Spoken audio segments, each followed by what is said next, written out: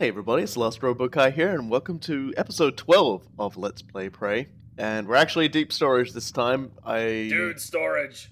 I can't even believe it, but yep, it took that many episodes to fulfill a very simple objective. And as you tell, I'm joined by Cool Guy. Yeah, I mean, it's why we watch him anyway. He's just like, oh, hey, what's that thing over there? It looks really shiny. Loses an hour and a half of his life. Well, to be fair, at least 5 of those hour and a halves were as a result of having to take a very long detour through 3 different very large areas. Fair, I mean, I'm not saying that they're completely the guts, unjustified. the living area, and obviously the arboretum. So yeah, we've had a bit of a journey, but we're going here, and there's not a whole lot to do in deep storage, but it does get us further along on the story. So let's get stuck in. Yeah, so we're basically just going to start off showing how the deep storage thingy-dooby works. I was promised dudes. I expect dudes in dude storage. Well, there you go. This dude is asking us to repeat the following words in a dude voice. What? Gravity. This is the stupidest. Proclivity. Mob. No, remember, this is the entire reason why we went to the living quarters, is because this thing has like a I get that. I was just expecting it to be like some sort of cohesive passphrase. It's actually a different collection of words every time too. Yeah. When I trashed your arming key, it was to keep you from... Oh yeah, and Alex has locked us in deep storage. It's too late to stick our heads in the sand. We're committed now. You should be safe in deep storage. When everything is ready, we'll meet in my office. He keeps saying we should be safe there, and we are... I really am on your side. It is not safe in here. There are phantoms. There, like this guy really, I don't think has any idea. Like I think Alex's biggest problem is his head is in the sand about how fucked up this has all gotten. This would be it. You're looking for the Nice. repository. That's where you stash the drive that has the plan for your arming key. I'll see if I can find a way out of here in the meantime. Well, so that's yep. Very clearly a key card or a key code. Mm-hmm. I really appreciate you should be safe in there, phantoms all around. Under what universe do you call this safe, Alex? Like, you say we're Oh yeah, Alex is he's you're completely just not delusional yourself. about this at You're this just point. not sane, homie. Like you're making literally no sense.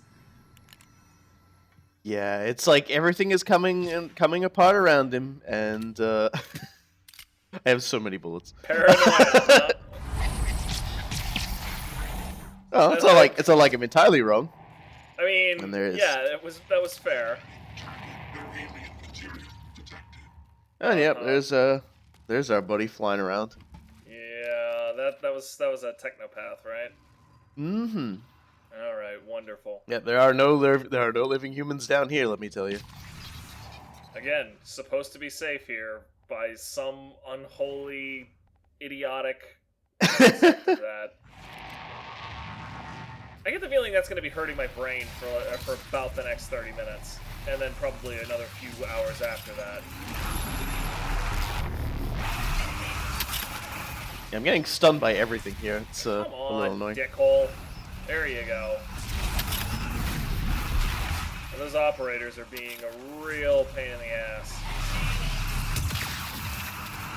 I really should have grabbed the range at some point, but you know. Every dark bit of data that moves through the station is captured here. A little busy, January. Stored in modules that eject in the event of a catastrophic failure.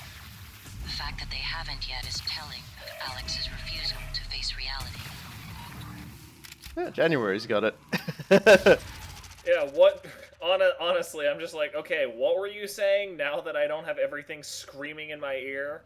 I'm pretty good at listening to instructions while trying to murder things. It's fine. Trying to focus. I don't know. I mean, she makes such a note about, or such a big deal about how she's more perceptive than the average operator and has better neural networks and all of this other stuff. She's like making philosophical points. I think she should be able to understand when it's not a good time to be trying to whisper sweet nothings into our ear.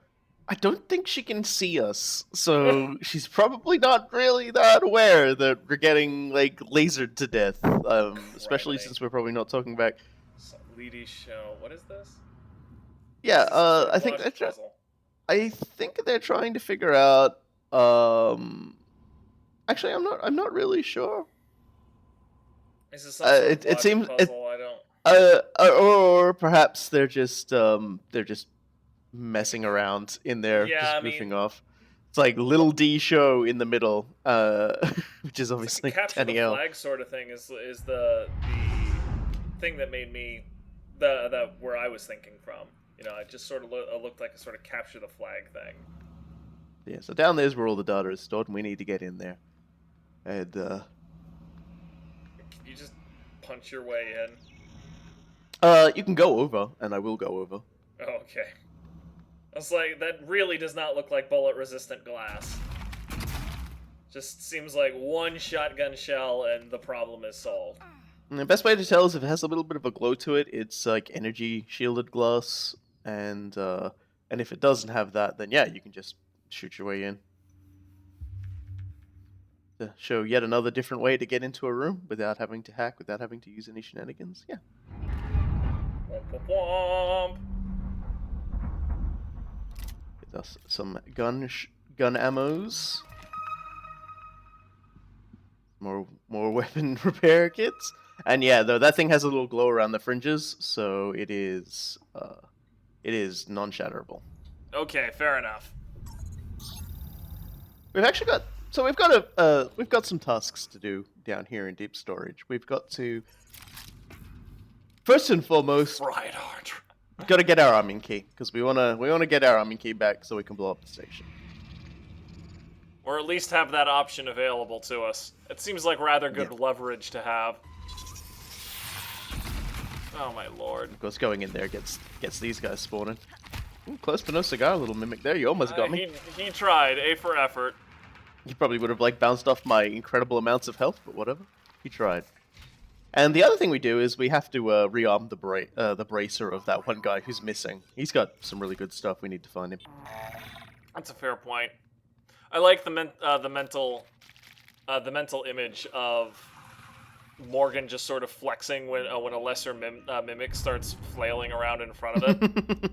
Because at this Yes. point, she's more horrifying to them than they are to her. You were making this at this point in the Something Awful thread, when somebody was commenting on how easily you disposed of the nightmare, the other episode, and you know, I like the idea of there being like this growing sense of dread among the Typhon at this point, because it's just like, I have no idea how we're going to handle this woman.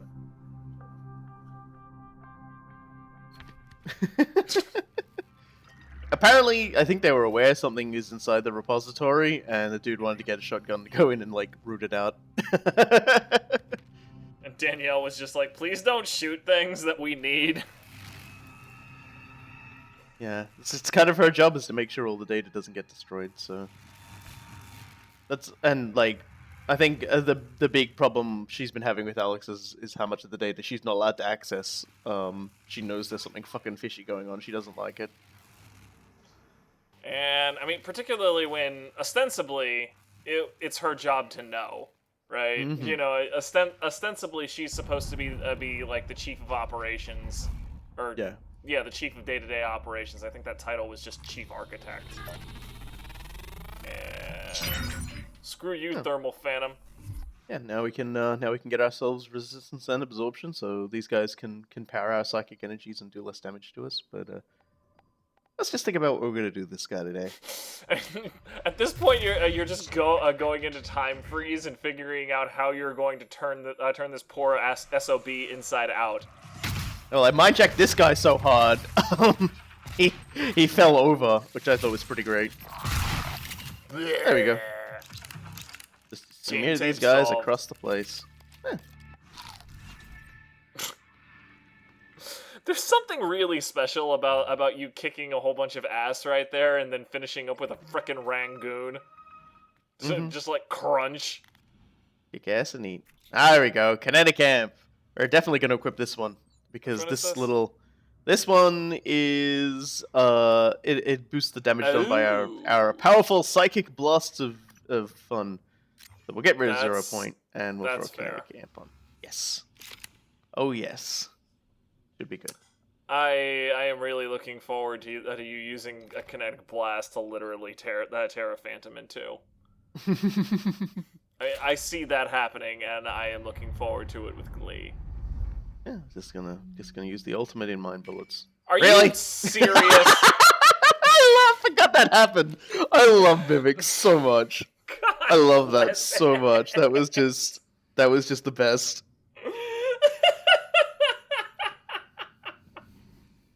You wonder how they managed to hide themselves for so long.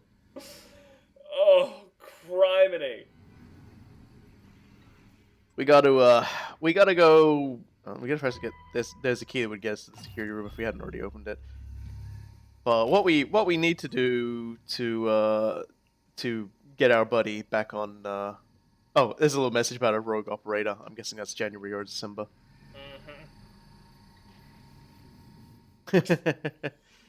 Yeah, and that's the other thing. Like, Danielle doesn't like Morgan because Morgan has this very relaxed concept of rules and regulations. He just keeps like building whatever the fuck he wants.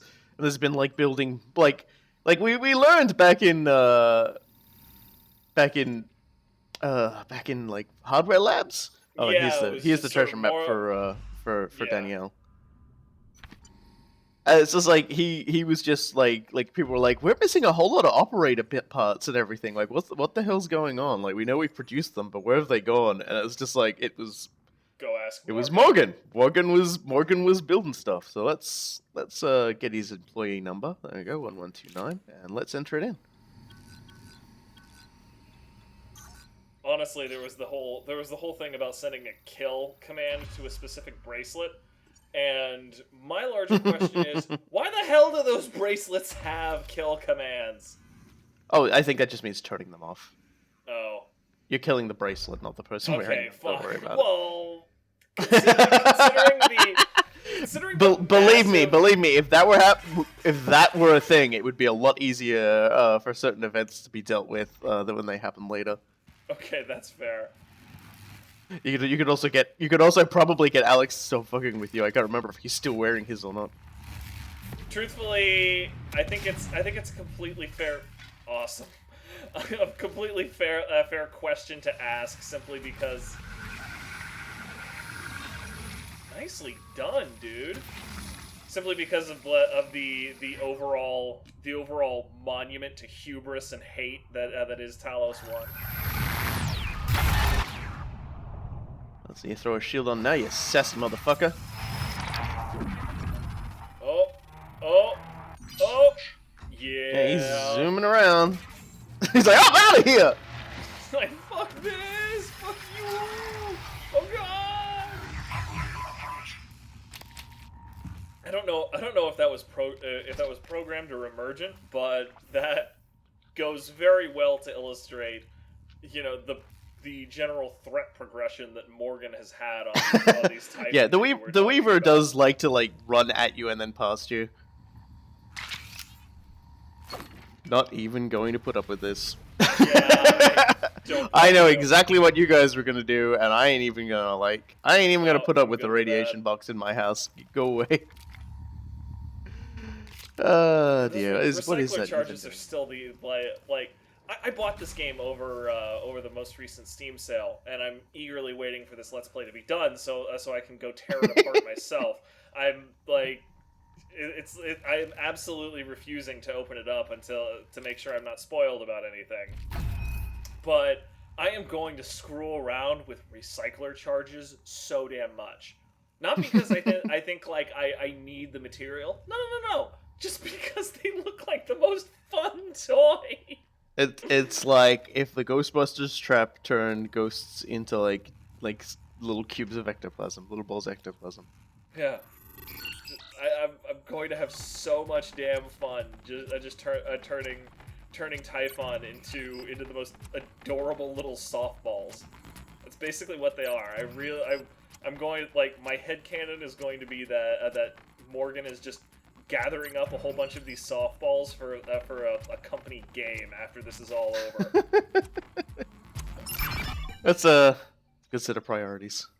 I mean, this room I won't go into too much because this room is part of a later side quest, and I will not be fooling around with it.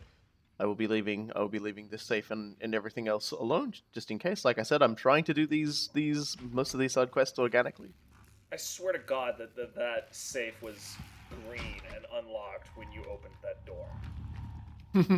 Maybe not. This one's alright though, as far as I'm aware. I like deep storage. Yeah, we got more of this. I ain't editing anything of this out. This video is only 30 minutes. That's not what I was referring to. I was referring to your hacking cursor going the entirely wrong direction. Oh, well, you're like, hey, where's it gonna start? Where's it gonna go? And it's never where you expect. I always kind of forget that it's the other thing that sort of pops up first, the destination, not the cursor. So I'm always like, okay, I go. Oh yeah, that's right, I'm this one. It sounds like how I'm continuously screwing up repair mini games in Friday the 13th. So who's ready for a complete waste of time? What? Oh my god, dude. Are you seriously going to climb up there? I'm going to go up there and I'm going to try and fix all the electrical boxes to see if anything happens. Guess what? Nothing happens. You get a bunch of fixed electrical boxes. I think they were there for, like, ambience. I am going to fall off here a few times, so... I probably should have prepared something to talk about. I hope you got something. Particularly since I go into these commentary sessions cold. Oh my lord. Oh, come on! The best part is when I accidentally, like, stumble off the other side and fall. You look forward to that. I feel like you've already done the stupid stumbling thing once, so I look forward. Yeah, and we're gonna do it again. Oh yeah, it's gonna keep happening. Don't you worry about that. Honestly, I'm getting flashbacks to Mirror's Edge right now, and Mirror's Edge, you just be like shimmying across these big conduits. I guess that would be the word for this. Anyway, my there we experience. Good work, idiots. What is wrong with you? I was looking up, not down. Honestly, that dovetails with what I was about to say about my experience with Mirror's Edge. Is that the game was fine. I don't have any problems with the game per se. But Faith Connors is an asshole, which actually is a problem with the game. Like, my entire characterization of that comes from there are a number of, like, pipe to pipe jumps you need to make during that game, and if you simply jump straight from one pipe to another, Faith will refuse to grab on and make you fall down to your death. Because you fall like 10 stories and you pancake and it's bad. What you have to do is look away from your target such that Faith will raise her arm, and then after she raises her arm, she will lock on to the closest climbable object and grab it just fine. So, to not die, you must do exactly what it is Faith Connors is thinking, even if it makes absolutely no sense. Faith Connors is an asshole. Pretty much. So, yeah, I love the verticality of this place, but I'm just like, is there a reason they built all this stuff up here? Is there something I'm missing? Like, because it feels like I should be able to, there should be something up here. But then again, I suppose, like, why would there be something up here? Why would someone go through all the trouble to stick something up here? They don't have a jetpack. They don't have the glue gun. I guess in its own way, like, they've applied some actual sensible logic to it. But I'm just like, you can go up here, but why? Like, I've just been trained that if you, there's even like, I saw a video of the new Super Mario game, and it was amazing because the player just uses all these bizarre mechanics to get up somewhere, and see, I'm done. Like, okay, obviously this doesn't go anywhere, but I fixed everything. I fixed deep storage. You're welcome. You're welcome, Alex. Let me out. So, Freaking jerk. yeah, but the dude uses these mechanics to get up to a place which, obviously, like, by general design of the stage, you're not supposed to get up there. He gets up there, and there's just this giant sea, like, giant motherfucking piles of coins, like, stacked, like, fucking casino chips, for him to pick up when he gets there. Because they knew someone was going to use the mechanics of the game to get up there regardless. Everything about that is good. I was sitting here Oh, expecting yeah. you to say yeah, no, and then there was nothing, and it was Nope. really funny in that way. And they're just like, nah, dog, some crazy ass tester did that, so we were just like, screw it, you getting paid. Yeah, basically, it's like, can you get up here? It would take a lot of effort and a lot of like shimmying into an exact spot and trying. But if you can get up there, yeah, the game just goes, okay, fair cop. Like they know who plays Super Mario games. They know the kinds of people who can absolutely break those things wide open. To be fair, we had something like that even in Super Mario 64, where you had the cannon out front, and if you took the time to investigate after you had beaten the game, you just find Yoshi up there, and Yoshi gives you exactly all of the lives. Yes. I mean, it's kind of a long-standing and glorious tradition. Yeah, although that cannon is added, I think, like after you finish the game specifically, so you can do that. This is just straight up in level design, like True story. Like, Yep, a little bit different. what you have to do to get up there is basically like a ridiculous amount of his toolkit, Mario's toolkit. I like deep storage. Can I just say that I really like the ambience of this place, and all it is just you and a weaver and some cystoids. But look at this place. Floating around in the coral, I think, will never not leave me with a sense of quiet awe. Cystoids, on the other hand, are still flaming radioactive buggers. What was I thinking? Oh, right, yeah.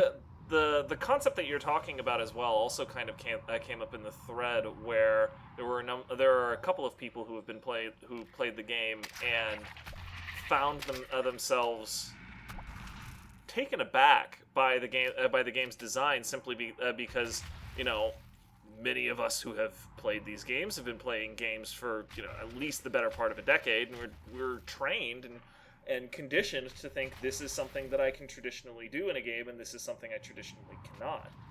And Prey just subverts so many of those expectations. You're just like, whoa. Mm-hmm. Not many games. One thing I really like is Prey is a game with a fairly tight narrative. Like, there isn't too much deviancy in regards to your point A to your point B stuff. They'll throw some things along the way, and you got to make some choices. Okay, but the like generally speaking, in a game where it's point A to point B, there's not a whole lot of like variance of things you can do in the meanwhile. Like they'll like, oh hey, to get to here you're gonna have to make this moral decision. Prey's got that, but at the same time, what Prey also has is just so many things you can do. That was fun. I've just turned that entire area into a fire trap. It's great. Yeah, I was marveling at that. Come on, cystoids. And it manages to retain that coherency as well, which is amazing. Like, we are still not yet to like the best this game has to offer.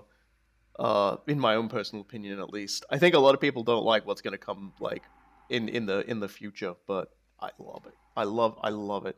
It is so brilliant. But for now we're floating in the server.